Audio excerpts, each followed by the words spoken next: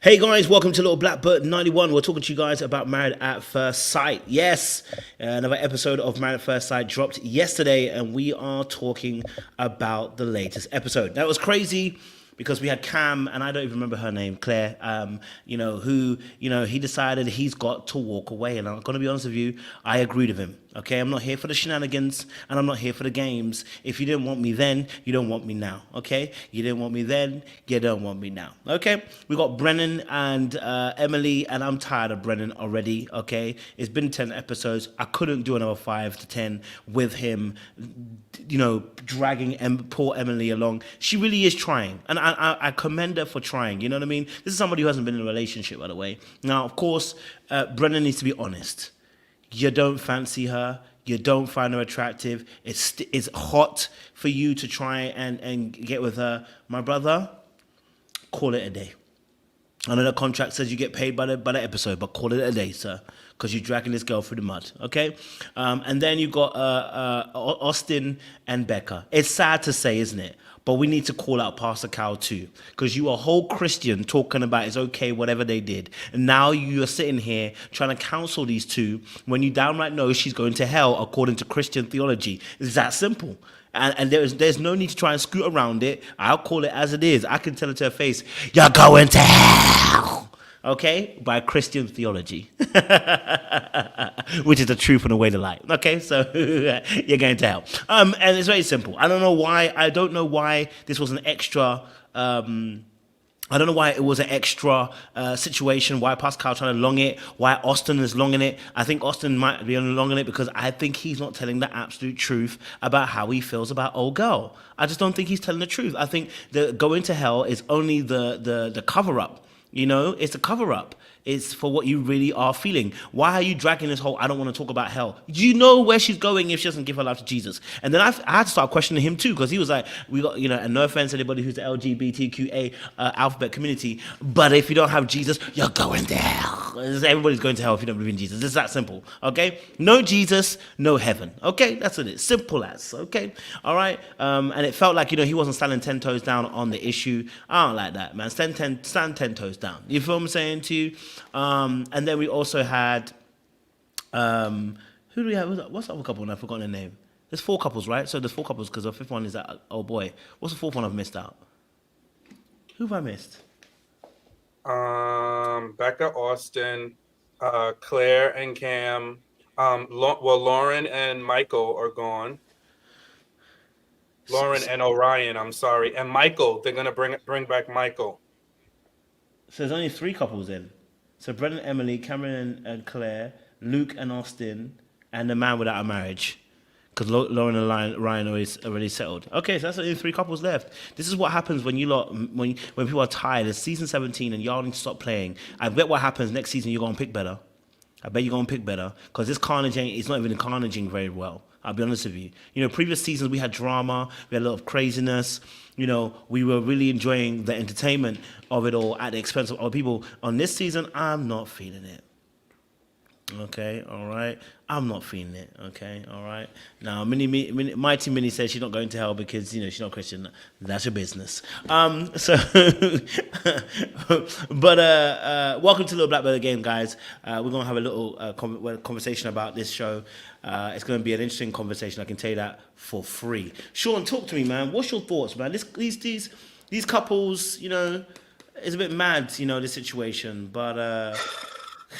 Your overall thoughts so far. Yeah, I feel like there's really nobody to root for in this particular in this particular season. I'm waiting to root for somebody, and then they have gaslit Michael to come back so that they can torture his life. So let's see. Seems like they picked out a nice bride for him. Let's see if she leaves him at the altar too. Because then I think he should just downright sue the franchise at this point. just playing. But yeah, no, I'm with you on everybody. I share the sentiments on pretty much all of the couples with the slight nuance. I'm gonna change my name to unpopular opinion or slightly different skew on things because I kind of I'm with you with Claire. I think she's been playing playing kick the can down the court with Cam, and trying to keep him hanging on. But I think he's playing with us too, because I think Cam plays a little bit of games. I think Cam's a little dishonest. He's a little quirky. He's a little weird. I do think, for the most part, he's attracted to her. I'm not buying the fact that what Claire is saying, he's not attracted to her, because that I'm not buying. I think she wants to make it mutual so she doesn't feel so bad. However, I do think he does some off things. Like, he played the game with the parents, and why he had no family at his wedding. And then when he was, they were talking to the friends, he tried to pretend like, his dad was on his deathbed, but meanwhile, his dad has this long-standing debilitating disease. And then now here we are, that he's on the end of the episode that he's got some type of heart issue, and he thinks that, it could potentially be because of heartbreak. So I think Cam has some stuff to him. I think that she shouldn't be with him. They shouldn't be together. But I think he definitely got some stuff going on in the background. I do think it was good to leave, because he was trying to, he wanted to get busy. And Claire was like, give me 10 feet. But she trying to say on the after show, I don't know if you probably didn't see that. On the after show, she was crying to Rudy. Even Rudy pressed her. I was so proud of Keisha, let me say. I was so proud of Keisha, because she pressed her a little bit and was like, so you're telling me that he was attracted to you? He wasn't attracted to you? She was like, yes, he's saying two different things behind the scenes. I'm like, no, Claire, I'm not buying it. That man clearly looks to be attracted to you from the very beginning. So I don't know why she's trying to give herself an out. Just be honest. Just be honest. So, yeah. I'm gonna be real with you. I think he clearly was attracted to her, but I think the reality of the situation is she don't find him attractive, and that's okay, baby. She's trying to play it like she doesn't want to come off the bad person, but the reality is, I'd rather just be honest and you try, and it doesn't really work. You know what I mean? And at least then we know that from the beginning you weren't necessarily attracted to the person, but you're trying to grow your attraction. That's completely different. But the reality of the situation is, you lying. Okay, and you're having to lie now because she's talking about how he's her best friend, that she really wants this to work, and da da da da da da da. I don't want you to go. And if you notice, when he spoke to Orion, he actually clocked it and said it. He said, "Listen, look, every time I try to walk away, every time I think I'm gonna be pulling away, she want to be pulling me back, pulling me back, pulling me back. You know what I mean? And she does it on purpose, and because she wants to keep him close, but also because I think, and listen, we might say maybe she's afraid of actually really fully committing, but almost playing. If I was saying attachment style, this is actually very much in alignment with a dysfunctional attachment style, or I should call it a disorganized attachment style, where there's a fear of commitment. But the person doesn't want to let you go. So they're always in a limbo between the two.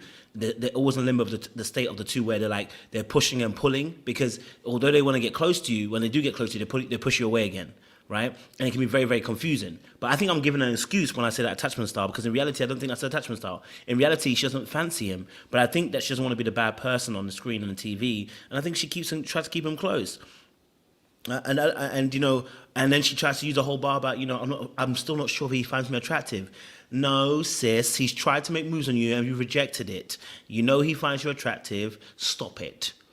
Stop it. Okay, this is not an unclear case. Women are very clever and very aware when someone's attracted to them in most cases, and he's made it quite clear. It's not a one-way, like with Brennan. We're not sure what Brennan even likes women. Whether I'm not saying he's gay. I'm just saying we're not sure what he likes, because he doesn't let you know. You know what I mean? That would be somebody to be asking, what do you actually like? Because you're not making it very clear. So, yeah, Yeah, I'm with you 100%, and that irks me, because it's like, and I hate to see when ladies do this, because she's trying to bring him into her madness. It's like, we're gonna be accountable together. It's like there were times when we were having, hey, Elsit, it's times when we were having that debate, right, about accountability, but it's like, it has to be a mutual accountability. No, you just stand on your own. But I think there's something with Claire where either it's one or two things. she doesn't want to look bad for production to be like, so she's doesn't want to seem like she's not really, she didn't really sign up for the process, because really and truly they could hold her to like, hey, look, yeah, you have a right to not be attracted to the process, but you came to us and we told you we're going to match you with somebody, right? So you have to know that you can't really be all, nitpicky about the person's looks, so because all production is going to do, they're going to bring the experts back in and they're going to keep telling you to do all these different exercises, touch each other, hold hands, sit in their lap, play with this basket of sex toys. That's all they're going to do, and just drive the poor girl crazy. So I get it, but I don't like the lying. And you can see, this is the one thing she did, and I'll land it, is when she was trying to go back and forth. I don't know if she was talking to the experts or they were at their dinner table, when all the couples were talking, she starts to get the crying. Cut it out, okay? Cut it out, because now you're just trying to distract us by the tears. So that kind of gets on my nerves. She did it again on the after show when Keisha was pressuring her. She's like, and I even wanted to have sex with him, but he denied me. It's like, all right. You just don't want to talk about it. You just want to wiggle your way out of really what happened. So I just rather her be honest. Yes, I love that. El Cid, talk to me, man. This couple here, Cameron and Claire, what's your thoughts? Claire wanted Cameron to, I guess, chase her, want her, but Cameron was going to play that role up to a certain point. But Cameron, decided, hey, she really doesn't like me. She's playing in my face in the camera. So I'm going to play right back at her and throw these spiders in her face and everything else. Cameron had enough, and Cameron decided, I'm not going to let you play in my face. I want clear answers. No pun intended. But Claire, you're not being clear. But when he got the message, he was like, I don't want to be here anymore. I'm going to spend my anniversary elsewhere, and I'm just going to enjoy this marriage the way I want to.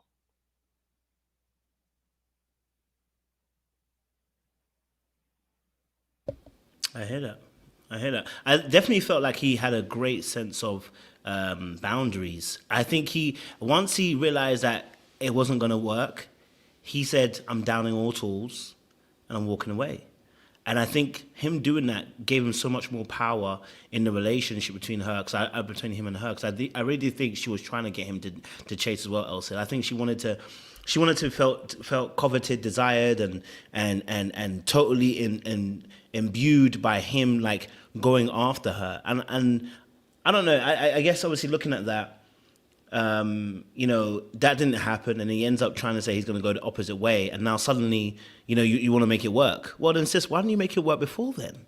Why weren't you trying to make it work before then? It's like all of a sudden, because he pulled away, now you wanted to pull him in, and from a different perspective, this is dark arts. This is total dark arts, where you think you have that person in the bag, and when they come out the bag, you're like, oh, you think you can come out the bag? I'm going to pull you right back in the bag. And he's been pulled in the bag a few times, as he admitted himself, but now he's tired. So he's done it one too many times, and unfortunately, the elastic has snapped. Everyone's got a little bit of tension for themselves. We all know when we play the game, there's a lot of people that have different elasticities when you're playing this game. Some are shorter than others, and unfortunately, his has snapped. And it's very difficult then to get that person reeled back in now, because the tactics that you're using now have all been seen. And the allure of what you were bringing to the table no longer exists to that person, because the reward is no longer attainable. And that's where the issue always comes in. If the reward seems to be unattainable for that person will end up quitting because it's no longer worth the chase. And I think that's where he found himself too. That's why when he came to the house and he looked at the pictures, maybe she thought to herself when she dropped the little bars, like, I just feel so emotional looking at these pictures. I look so happy, and I look so, joyfulness moment, and it's making me really think about my feelings. Brother was like, yeah, I hear it. I still gotta go. So we're gonna look at these pictures, we're gonna enjoy, but I got to go. You know what I mean? What do you thought, Sean? 100%, you know, and it's just like the 702 song, right? You know, we got to get it together.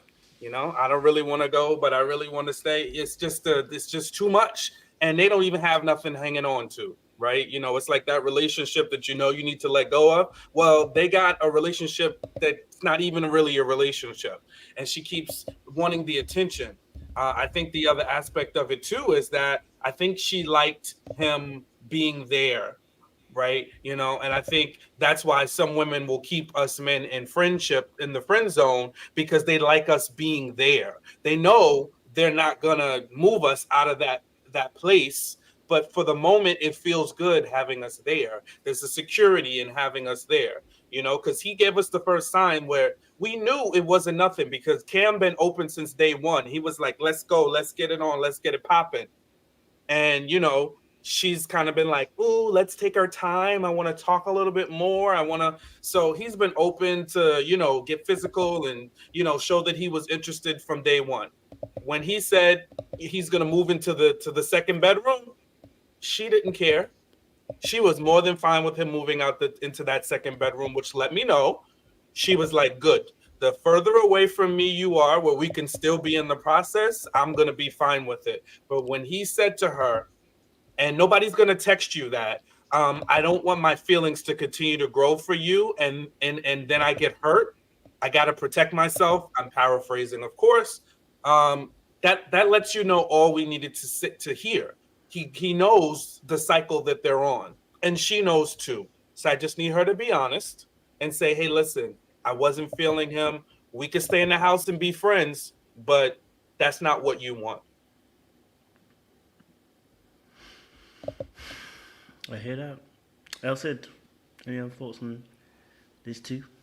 Ladies say that some men don't listen, and he did listen. He listened, and he moved his energy away from her, and now it's please, baby, don't go. He listened to her, but she thought he was going to keep on, playing the fool and look like a fool. But he did listen. He listened to everything she did, from eating the half a sandwich that she brought for him at his job. I'm sorry. Claire didn't give any indication or much indication that she really wanted to be with him. And when he pressed her about, do you wish to stay? Do you see a future with me? She could not answer. She couldn't even make something up. So this is a clear case of the man listened, he removed himself from the situation, and now you have separation remorse.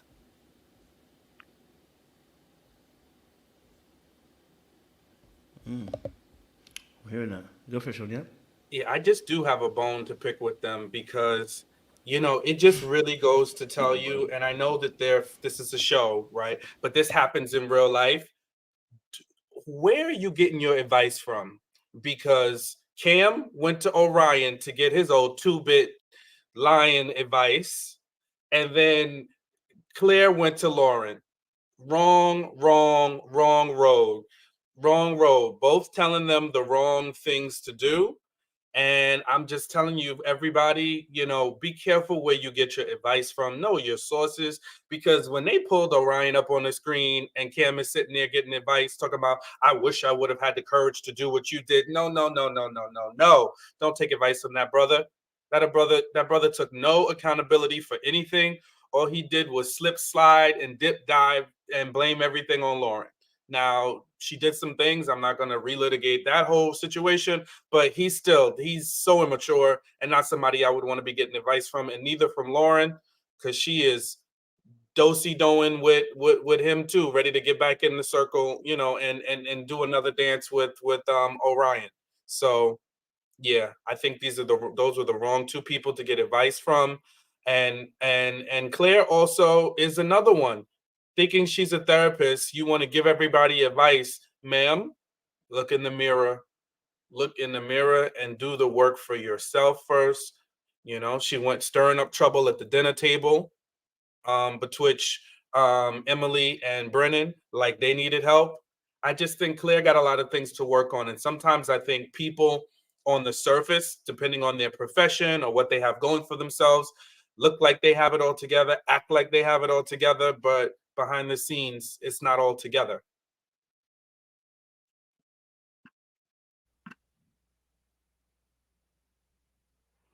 Claire has a solution for everybody else's marriage but her own. She is too much in her therapist bag that she cannot diagnose her own self and diagnose her marriage and look within. And I think that's going to be something that her therapist friends maybe will need to help her with. But she can pinpoint everybody's problem but her own. And she could do it to her husband too, but she cannot see, or maybe doesn't want to admit on camera, her issues. And I think that's a major part, isn't it? It's the self awareness piece, and maybe she's, like I said, maybe there's another motive as to why she's not able to express truthfully what she's actually feeling. Maybe she, like I said, I think maybe because she's just not attracted to him. You know what I mean? Like I don't want to make it too mean. I think she's not attracted to him, but I think there's other issues also with that. But I think she's not attracted to him. And then maybe she doesn't want to say that, and maybe that plays a bigger role into the way you behave. But I just think to myself, it doesn't look good in terms of, obviously, if you're a practitioner, therapist, and you're seeing this kind of behavior from your practitioner or therapist when they can't show no seemingly level of self-awareness in this. Now, I know she admitted recently, obviously, saying, she realized that she didn't handle her emotions very well when it came to him. This was at the dinner table. So there has been some level of expression about some of her errors, and she apologized to him on the dinner table. But I wonder if this is too little too late, and I wonder if this is also part of the ruse of bringing him back in again to the fold. So, yeah, it's an interesting kind of place to be. Any last thoughts on this couple? Yeah, I think she just wants to, when somebody knows it's over, but they want to make sure we're on the same page with our stories. So I think that's the case with Claire. You know what I mean? Like she just wants a clean break because you done your mess. So you kind of just don't want it's like, okay, let's just keep it. I own this little piece over here. I'm not gonna own everything, but I'm gonna own a little piece of it just so that we can peacefully end so you don't blow me up to the world. And that's what I see Claire doing at this, because it's been obvious from the beginning that she really didn't like him. And I'm not saying she doesn't have her reasons too. Like when he took her to that basement apartment and playing with her with the spiders. Yeah, he knew. I don't know what he knew, but it wasn't much. But we knew that it wasn't going to work then, right? And then she keeps telling him, "Don't you get bored at work?" Meanwhile, he's comparing his job to being a doctor, right? So I think they were not going to work for several different reasons, and she just used this whole mutuality of their lack of connection to kind of inch her way out of what was happening. But it just was apparent because she was a little mean to him in the beginning. She was very mean to him in the beginning. Before she even saw him, she was mean to him. What is that animal? What is that? What is that from? It was, she cut him before she even saw him. But Claire strikes me as the person that wants it to look good on the outside and don't know what's actually going on in the marriage and in their feelings, because they had to walk in together, they had to meet outside, walk in together, have that show of not being separated right away. And you know what I wonder? If some of the way that she can be so like nitpicky, because even when they had the little fun skiing exercises, she was like, move up here, move this way, go this way, move there. And she said in her past, like one of the issues was with her previous relationships that the guys really wouldn't, I think they wouldn't like bring her around a lot, or they wouldn't like, incorporate her into their lives in that kind of way. Like they kind of hid her. And I don't know what that's about. And I'm not saying it's right to do that to somebody, but I wonder what the reason was. That is that because, Claire can be just a little bit annoying, nitpicking, and kind of like, just like poke jabs at you and think she's making observations, but really it just comes off bossy and kind of a little bit annoying. And the guys are like, yeah, I like you, but I just not over here in my space all the time. Listen, I hear that. Listen, we're gonna move on from them. We're gonna move on to Brennan and Emily because, listen, uh, that poor girl Emily. She's trying. She's trying. I hope she doesn't go another 10 episodes to try, but she is actually trying to make this relationship work. She tried to take the homework seriously, and yet still the homework was thrown back in her face and was re-edited, respun, remixed by Brennan once more to say, "Listen, I'm not gonna let you touch me." Boop. But what I will do, I will give you a hug. Okay, all right. My guy put her in the sister zone. He literally sent her back to the sister zone with a "let me give you a side hug, church hug." What's your thoughts, Brennan and Emily? What's your thoughts, Sean? What you think about this Brennan and Emily situation? Ain't no way. I'm sorry. This is just, they need to wrap this up. Like Cam said to Zion, they need to wrap this up because this is going nowhere. It's like every turn we go down, every path we go down, it just seems like she's running into a brick wall with this guy, and he does not want to let up. He doesn't. He's refusing therapy from a psychologist, no less. He's saying we're good over here. He's saying no feelings is a feeling, okay, but can't name his feelings. And he doesn't really want to go deep with her at all. And then he turned around and told her, "You are the red flag." So I think, at what point is she going to collect herself and just eliminate herself up from the process? Because I'm tired of seeing her hanging on by a thread. She is hanging on by a thread, and I just don't know what's keeping her in this process, because he is giving her like nothing. Nothing, this poor girl. And I just want to, I don't even want to say I want to give her a hug, because he gave her a hug and it was like, what? I just don't understand. And Dr. Pia, I love her. She's given some sage, great advice of late. But why did she send those two back to play with each other and touch each other with as little clothes as possible? Dr. Pia, Dr. Pia, come on now.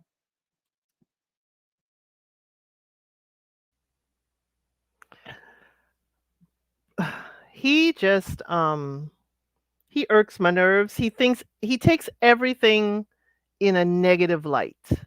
Everything that is told to him for even his benefit therapy, "Oh, you're saying I'm bad. Oh, I don't need therapy. That means something's terrible with me." Everything you say to him, he takes as a slight. Even touching her is a slight. Eh, To me, he should have known, don't come in for this marriage. I feel sorry for her because this is her first relationship. So let's line up the people that should be suing production. This is her first relationship, and this is a terrible rodeo for her. Absolutely terrible. You can't even tell me when the cameras are off exactly what the issue is. Yes, she's a red flag. There are certain behaviors she has is a red flag.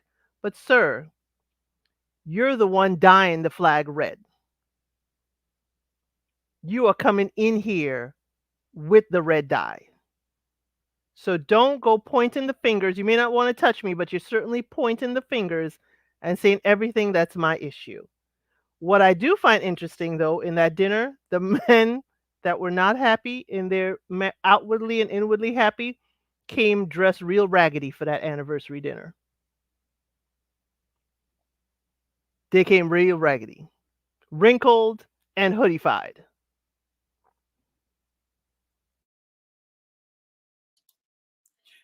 And did y'all see how Brennan was getting along so well with that horse Gucci? Him and that horse Gucci, he was able to bond with that horse like nobody's business. Poor Emily had to wind up saying she wished she got the same attention that the horse got. He actually has feelings. He knows how to show his feelings for the horse. He even gave the horse grace when it almost bucked him, or slid rather. It slid on the ice. He was like, "It's all right. I understand." It's like, bro, it's like, what are we doing? I just don't. It couldn't be more apparent to me that he just is not into her. It is like it's bad. This I've never seen anything this bad before. It's like he doesn't even want to get within a foot of her. When he talks to her, he has a dead face. It's like she could be all emotional, and he's like, just if anything, he just don't want her crying on camera. He's like, don't be crying on camera. I don't understand. Yeah, he's stone cold. He's cold as ice. You really need to sacrifice. He hates her guts. I can't lie to you. He hates her guts. Listen, it is very rare.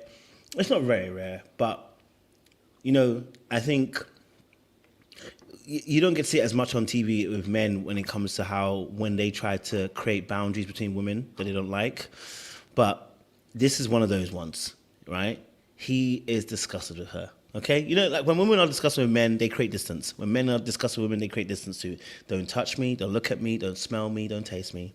And then they start doing things that are passive aggressive, like liking a horse, right? Showing that horse affection where they wouldn't show her affection. Because they're passively trying to let you know, I don't like you, and I really don't like you. You know what I mean? I'm insulted that you even like me. It's almost like that kind of feeling. So everything he does, he pretends as if he's trying to be a nice guy, but in everything he's been doing, it's actually become very nasty. You know what I mean? Instead of actually being honest and truthful. And here's the reality about the truth, about telling people the truth, is that most times, and these situations, especially when I see it with men too, sometimes we will say something like, you know what, I don't want to tell her the truth because, I don't want to break her heart. In reality, that's not the truth. The truth is you wouldn't want to hear that. So you don't want to tell her that. But in reality, your behavior is telling her that. So you're actually destroying her through your behavior rather than being honest and being a stand-up person and saying, hey, I can't lie to you. I'm not attracted to you. So I'm finding it very difficult to really engage with you on this level. Right? Now, it's hard to say. I'm not going to say that it's an easy thing to say to somebody that I don't find you attractive, and that's why I don't engage you on that level. And I understand that, right? So we try to find some tactful ways of doing it. But what you're doing right now, Brennan, ain't cute, ain't cool. I don't like it. I think it's well beyond what's needed. And you pretend as if you're this nice, great guy, and none of the behaviors are showing that. You know what I mean? So, unfortunately, poor Emily, in her first relationship, trying to figure stuff out, actually giving it some real good time and good welly, and put some real effort behind it by giving grace in certain areas, and trying to understand where he's coming from, trying to put that effort in. I'm not gonna begrudge her for that. You know what I'm saying? It's not there yet. A couple more episodes, I'm gonna look at Emily like, Emily, I'm gonna need you to get it together. But he hasn't, it's not there just yet. But as we can hear her complaining, she is starting to let him know that she wants more, she needs more from him. But I'm hopefully she will get to a place, if it continues, that she'll be able to let him know really and truly, buck up your eyelids, I'm gone. Now, personally, and of course she's still young here, so my last point is that I wouldn't have begrudged Emily if she said, you ain't going therapy, well, I ain't going forward. Because what you're able not to do is to open up, no matter what we do. The way you deconstructed Dr. Pia's points and tried to speak for me was actually controlling. It was actually quite scary, if anything. I was scared of him. Can't lie to you. We always talk about the black man on this show. I'm scared of this white brother here, okay? He was scary. He was literally talking for her as if she was a ventriloquist. Just a little science. Yes, Sean, then go to Elsie. Yeah, I was gonna say, what's even trickier about this is because it's not that it's not exactly, because we got a little more context from him. It's not exactly that he's not attracted to her physically. It's that once he got more information about her past, it turned him off. What was the information that you got? That she's had a bunch of hookups, no real relationships. So that's the part that turned me off. Well, that's you. But I'm saying for him, he is turned off by the fact that she's, had a little bit more experience and a little bit more like one night stands and, randomness and no serious relationships. So that's what it was, because in the beginning, she said it and he said it too, that everything was going, and he was showing signs that he was attracted to her, and I don't know what they had done. Maybe they kissed a little bit, made out a little bit, but then once they started having more expanded conversations around sex and her past, that's when he got the information, and he was like, oh, because he said that on the after show. He was like, I didn't know, how do you tell somebody, I don't like the fact that you had all these hookups. So I'm guessing he's as fresh as the snow in Denver, if he's He's a judging her virgin. on that. He's pure driven snow. I mean, come on. That's why I would say I would agree with Kojo. He's disgusted. It may not be with her, but it may be with her actions, But if I just am disgusted with, if I'm disgusted with a person, I will behave how he's behaving. He's treating her like she's got the plague. I've got to be here, but I don't want to catch what you have. I mean, he's treating her terribly, and she's trying, trying, trying. At least tell the girl off camera. She is your wife legally. Tell her off camera, hey, let's just have an agreement. Let's just go through these 8 weeks, and we're just going to plow through this however we can. But him not talking, she is internalizing that, and she is creating all these stories in her head as to what's wrong with her. She knows some stuff is wrong with him, but she's internalized that, and it's really heartbreaking to see with her. Because she seems like a very, you know, sweet spirit, workable, in that area. She wants to try. This is her first relationship. It may crash and burn, but she'll try.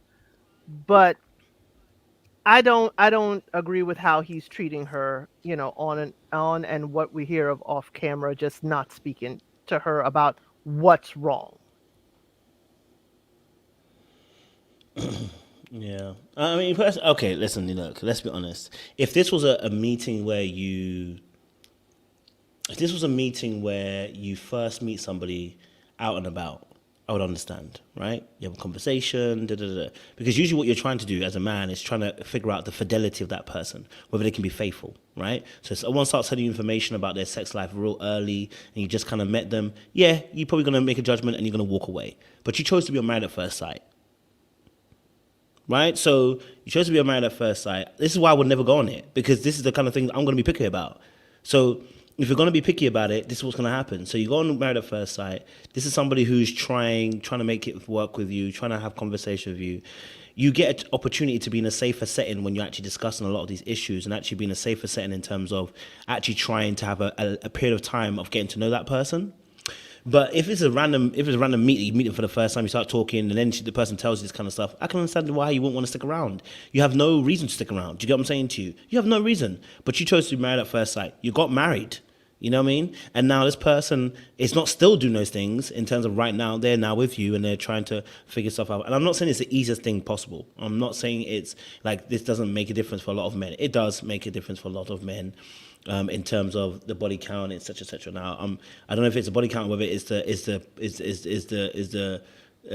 freak offs that she's done or whatever that he's got him a little bit, thinking about life in general. But you're in a much more safer environment to have these kind of discussions with your partner. So that part I just see it as that. But yeah, you know. Hey, this is why I would say that, this is why I would say if a woman doesn't tell you the full truth now about her background history, don't be complaining, because it doesn't work out in their favor. Same way as men, when we realize too, we don't always tell the truth about our background too, because it don't work in your favor. It really don't, it may sound good when you're boasting to the boys, but you gonna mention that you slept with 100 people, she gonna look at you some way. Okay, I'm just gonna keep it to 7. That's a magical number. We used to say our boys used to say, listen, we got 3 and 7, the magical 2 numbers.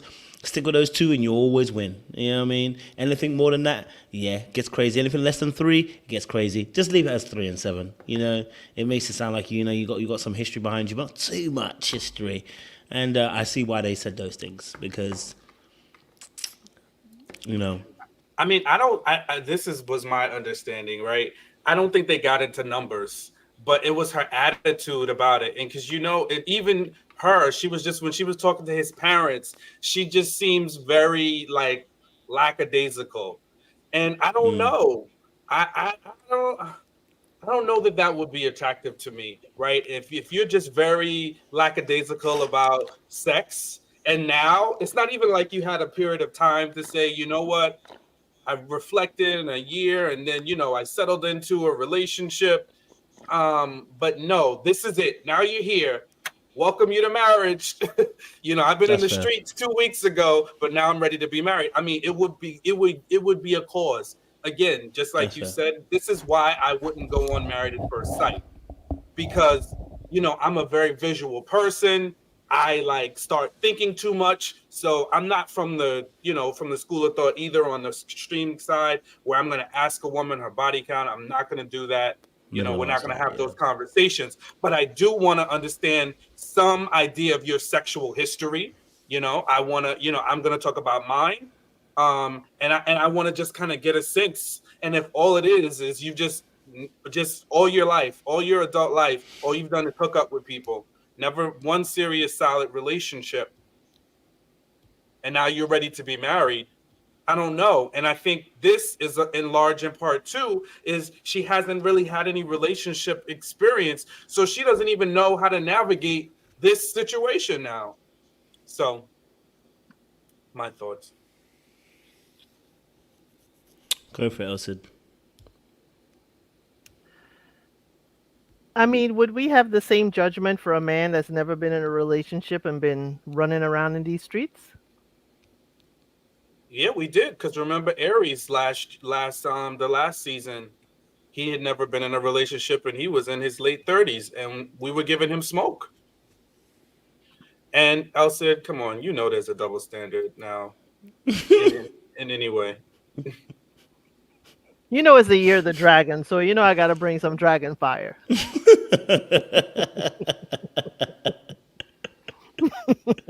Gotta bring some dragon fire.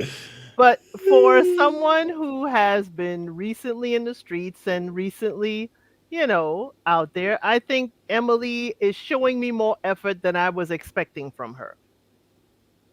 Showing me certainly more effort. I thought she was going to be the problem in this whole setup, but he turns out to be a much bigger problem. He doesn't wish to listen, he doesn't wish to learn, but Emily, I've got to ask, why are we crying over this man after 4 weeks? I'm thinking that the honeymoon was a real honeymoon. That's why in the car, in the parking lot, crying because he's not giving you anything. So the honeymoon was good, and then he comes back to the States and he wants to live separately. Come on. That's what it's giving me.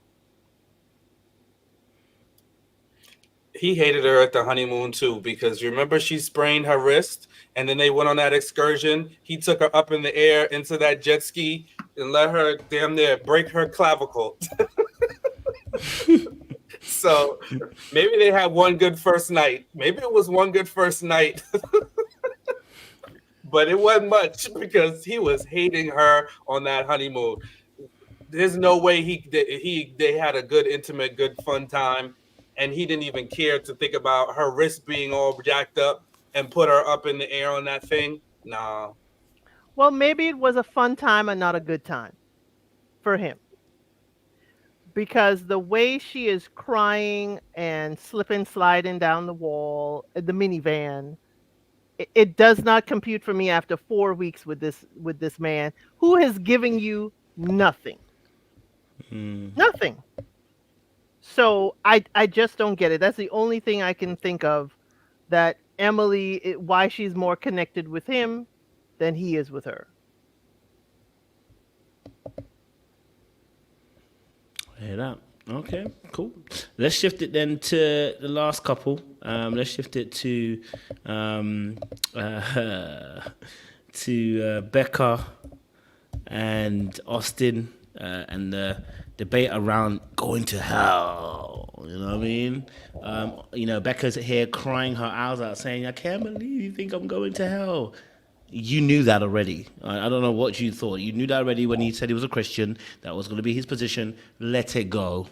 Let it go, Becca. Let it go. It's like, and then the friend of Austin too coming out and saying, hey, who we believe everybody.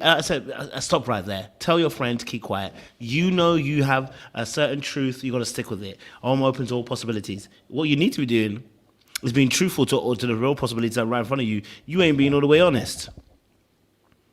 You ain't being all the way honest. You treating her like you trying to court her and then get married. I like, yeah, you ain't even want to touch her. You know what I mean? He ain't no different to Brennan. Just a little bit different, not of course, there's a major difference. But he ain't trying to touch that girl. It's been how many weeks? The girl's aching. Huh? All right? She's aching for a little bit of the holy water. Make it rain. No, stop. But, make it water. She's wanting some of that behavior, and he isn't giving it none of it. Talking about how slow he want to take it, and now he don't want to talk about Jesus on the cross because he's scared to go and talk about her where she's gonna end up. And you got Pastor Carl coming out talking about how don't worry about it. You know that you don't have to be concerned about that. Of course he's concerned about it. Of course she's concerned about it. We're saying that she's gonna go to hell. Okay, so little science, you know what I mean? Yes, I'll Sid. I need Becca's definition of agnostic. Why does she care about heaven or hell if she's agnostic? They don't have a belief in either one. They don't have a belief. There's neither belief, a faith, or belief in God. So why is Becca concerned? Becca is definitely not agnostic. She just wants to say it, but she's not practicing it. Now, in what world am I telling my wife I think I'll still love her, but I think she's going to hell? It doesn't compute. It doesn't compute. I will give her points that she even cares what he thinks, because it's only been 4 weeks. I'm sorry. You don't know me well enough to know if I'm going to heaven or hell. It's been 4 weeks. Why am I crying over you again? Why am I crying about if I die? We don't know if we're making it past 8 weeks. So why am I even crying? But Becca I guess, doesn't know where she stands. I don't think she's firm in her stance.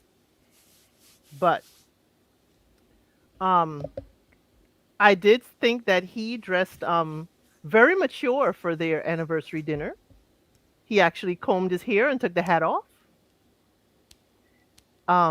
He had very nice things to say to her.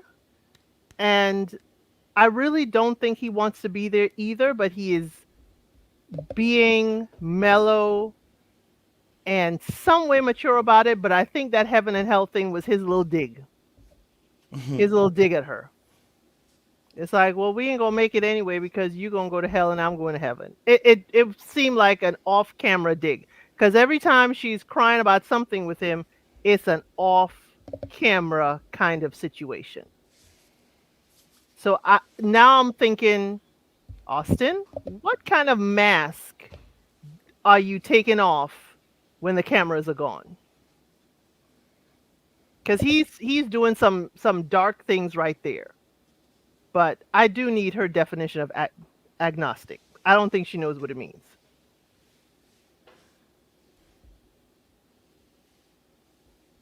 Go for it, Sean. I think she's a little manipulative, because initially when they started that crying and she's like, he says I'm going to hell. I'm like, oh, he hates her. Oh, he really does hate her. Until I heard the story when she told the story. The story is he was making a hat. He was making a hat, and the hat had a cross on it. And then Becca decides to try to take him down a rabbit hole of asking him a bunch of questions.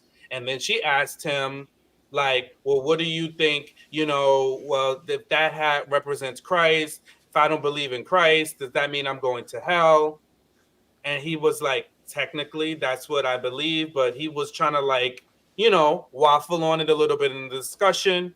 And she was like, but if that's what you believe, then you believe that I'm going to hell. It's like, ma'am, you said you were upset that most Christians you've interacted with try to persuade you to be a believer, and you don't like that.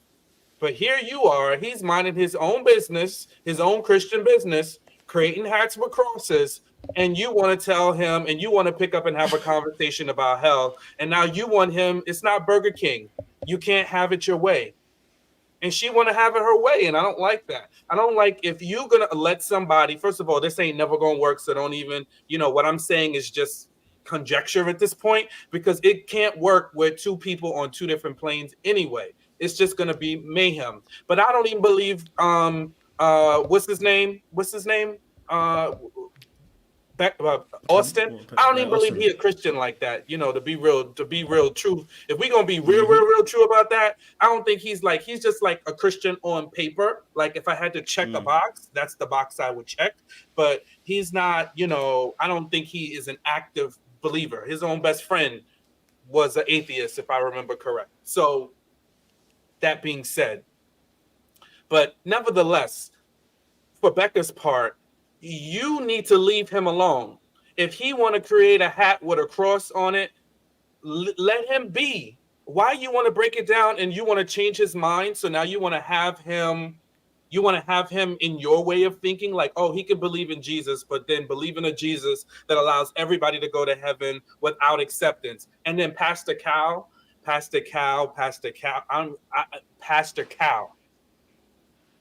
I said it in the beginning. If any of these couples want some assistance, don't call the experts.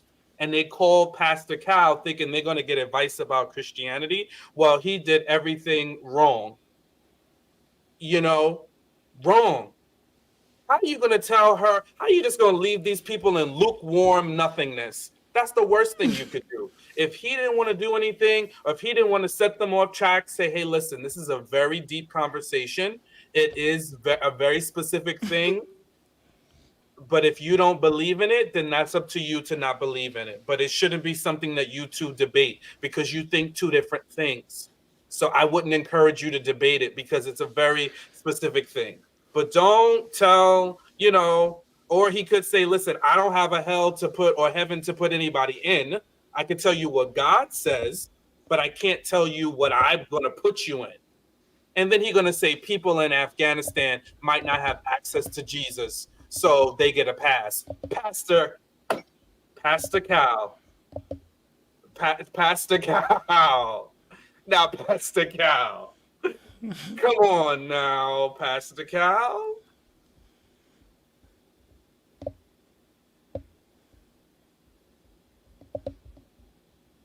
You in line? Go for it, Elsid. Becca, why does a cross repel you so much? Why do we have to go all the way down this road? As Sean's saying, he just putting a cross on a hat. Austin, why did you think you needed to design a cross and put it on a hat that you wear all the time in the house with this wife? I mean, are you trying to repel her in some way? She's agnostic. She doesn't believe in all of that. She comes from Judaism. Why is this compelling to do now? But I think he's just being, in this instance, maybe passive aggressive. He knows she doesn't believe. He knows she isn't Catholic, and she wants to talk about the religion. He does not want to talk about the religion. So I'ma just put it on a hat and wear it around the house and annoy the heck out of you while I play with your N64. But I just think that I do agree with Sean that the tears could be manipulative. I think she is, I don't know, for lack of a better term, creating a storyline because what else do they have? If they're not talking about the issues with religion, what else do they have to talk about? I'm just glad that Becca is not feeding me her entire medical chart every week. But the religious thing is a little too much.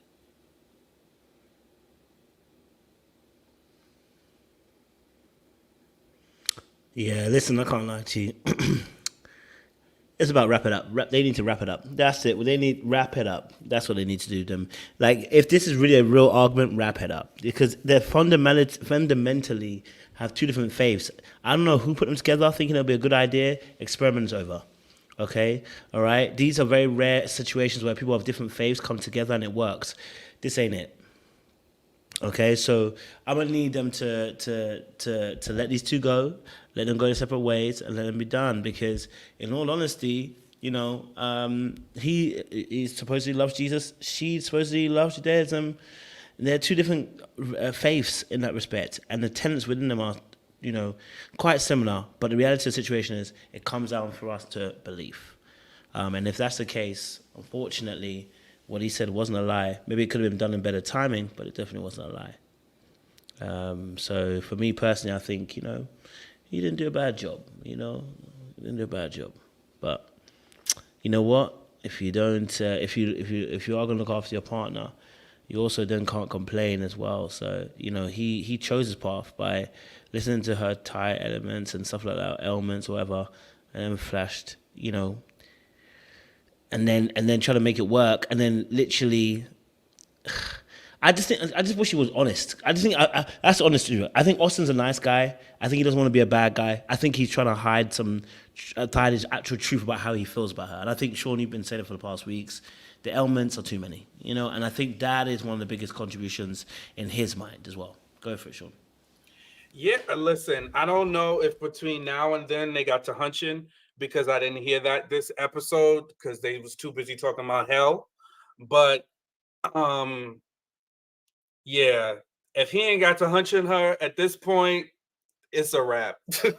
Because Becca been begging for the hunching. She's like, let's go. Okay, my stitches are healed. I'm ready. Put the hat down, put the cross down. What you can do is get the hell over here and get to hunching. So if he ain't got to hunching Becca yet, then it's a wrap. It's a Reynolds wrap. Because they hitting all the heavy topics. That's one way. I guess he's doing a back way. Somebody said it in the chat. I think it might have been CJ or something. They said that he put that cross on that hat just to piss her off. So they're going to talk about kids next week. Somebody said, oh, yeah, he wants to get the hell out. He's doing everything to piss her off. He ain't hunching. He's giving her he's still kissing her on the top of her head, giving her little tiny pecks of friendship away, rubbing and patting everything that she don't want rubbed and patted. He don't want her. I'm sorry. He's like, lady, you are too fragile. You got too much going on. We don't agree on much or nothing. You barely want kids. Good night and goodbye. Maybe that's why he made the cross on the hat, because she was coming over to get some hunching, and he's like, no, get thee behind me. Maybe he was like, no, you're not coming over here. I'm going to stick with Jesus. Maybe she's helping to bring him closer to his faith.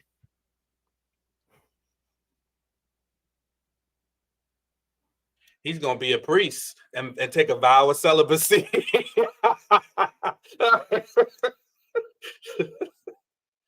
You're mute, coach. I said you will have to take it because he ain't got nothing else at this point. You know what I mean? Like, for me, like again, I think this is a fundamental error in the process. I don't know how these two got together. Two different faiths. It's ridiculous. But it doesn't mean it's impossible. It just means that it's ridiculous.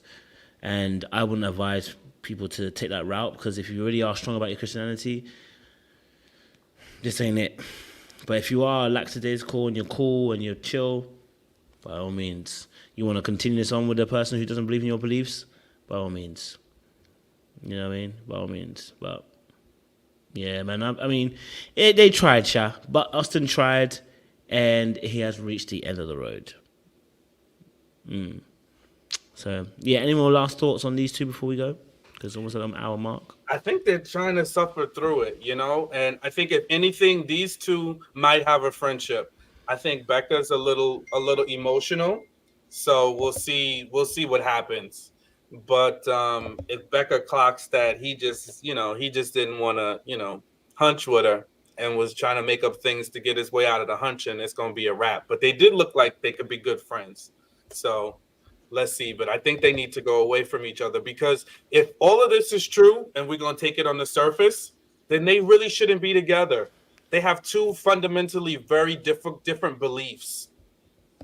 It's that's very difficult to make a relationship work. So I think that we shouldn't be forcing these people that have fundamental differences together. And this is what you see is going to happen. It's just going to be nothing but, emotion and clashing. And she's trying to understand. Somebody's going to try to bend somebody to the other side. There's no way. So she is right. If you're really with a true Christian, there's no way you could be with a believer and you don't believe, and they love you and don't want you to believe, because that's the core of Christianity, right? Is to bring people into Christ.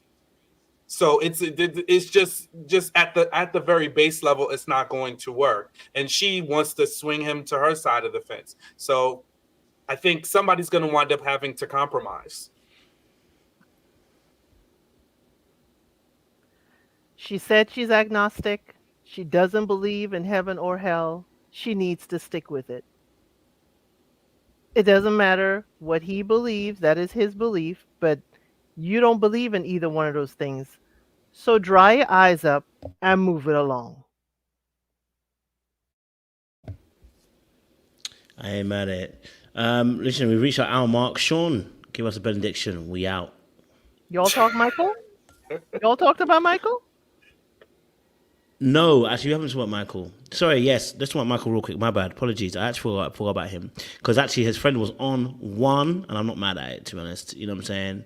I'm not mad at it. I think she called it out correctly. She didn't just. Sorry, my mic went out there. She called out the process. She called out, the fact that you want to go back into this. I trust you, but the process is a bit of a mad one, and I'm surprised I left it on the camera for her to say that. But hey, shoot, maybe they thought themselves nothing gonna happen to them. They've been doing this for so long, 17 seasons, they'll get away with it. But yeah, what's your thoughts on Michael? Michael's friend's MVP. I hear that. Definitely MVP. I can't even be mad at it. Kojo said, "I've been making plans." Q Usher, I got plans. So listen, that's what I got. I'll make it quick. I think his friends was right. I don't know why they gaslighted Michael to get right back up on this show to start this process all over again. I really plead the blood on his behalf. I plead the blood on his behalf that they don't play in his face again and stress him out with somebody that don't want him. I really hope it all works out. He seems like a nice guy. He is a little on the odder side, so I just think we're about to have another foolishness set upon us. I just do. He's went in there wearing that crown to meet the experts. And I just think he's a little odd. So we might have us another situation. Well said. Michael likes a little theatrics. The fact with that crown, coming there and telling the experts, you gave me the wrong, I guess, queen or whatever. But Michael's friend had her foot on Dr. Pepper's neck for the entire show and production. Dr. Pepper had to be like, come out swinging to protect herself. Like, whoa, whoa, whoa. We've had 17 seasons. This has never happened. Dr. Pepper was in defensive mode. And she's like, I don't care, lady, elder, respectfully, but y'all screwed up royally this time. She was on Dr. Pepper's neck. I almost thought she wanted to put in an application to be a bride. But anyway, I'm just thinking that Michael is going to give us some theatrics. I'm hoping that he is able to, unfortunately, shake this off and come into the, next wedding a little more, just as open as he was the first time. But I still don't hold out any more hope, and I hope they're not using Michael to stretch this season on longer. Because his wedding is in the middle. It's kind of smelling like Maths Australia. I hope they don't have these couples come to his wedding. But I wish him the best, and I hope that he and his bride are the couple that we can root for.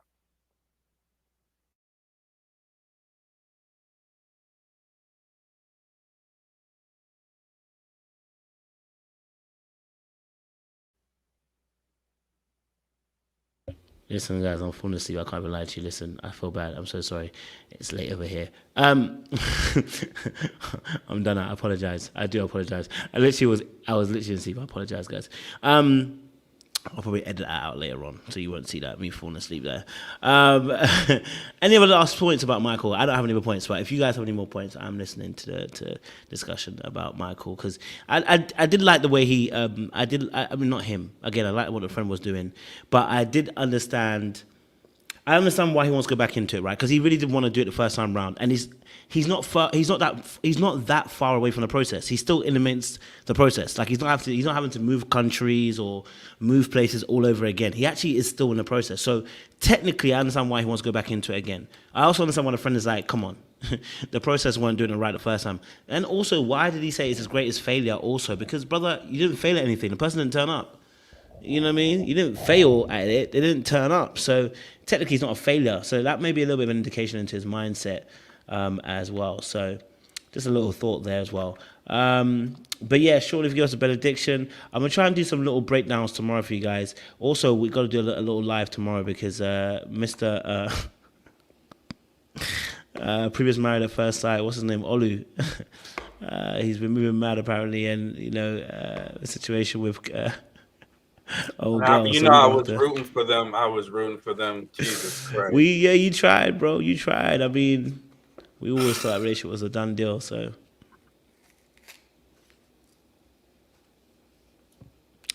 give us a benediction, Sean. Go for it. All right. Listen, this is going to be a quick one. We don't want Kojo falling asleep at the wheel. But a couple of lessons that I took away from this, in a relationship, we say the saying, you got to know when to hold them and know when to fold them, but don't get caught up in the toxic spin cycle of, push and pull and back and forth. That's the worst thing that you can do, is to keep somebody in a place where they don't want to be and where you don't want to be. So just be honest. Let's be honest with each other, folks. If you like me, tell me. If you don't, tell me. But, don't talk out of both sides of your mouth. Very important. Secondly, listen, is it true we don't have a heaven or hell to put anybody into? That is so true, but we got to stand on the truth, right? And if we are believers, we need to stand on what we believe in. And please, if you don't believe, then you don't believe, but you don't want me swaying you, then don't sway me. So I just feel like at the end of the day, we need to be honest and upfront with one another in our relationships. Two people need to be on the same page. We always talk about being unequally yoked. We cannot be unequally yoked. We need to be on the same page with one another and working through that process. And hats off to Cam for setting himself free, and removing himself from a place which was not good for him. That's what we all need to do, and read the signs. When we're reading the signs, we will see when it's time for us to get off that exit ramp, and he did it. So hats off to him. Back to you, Code.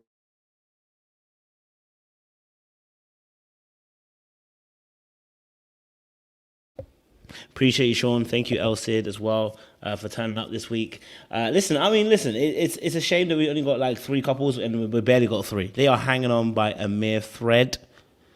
And I mean thread, okay? All right? We are at the end of that thread, to be honest. They ain't going to get 20 episodes out of this. They can't drag it this season to get 20. I say that. They can.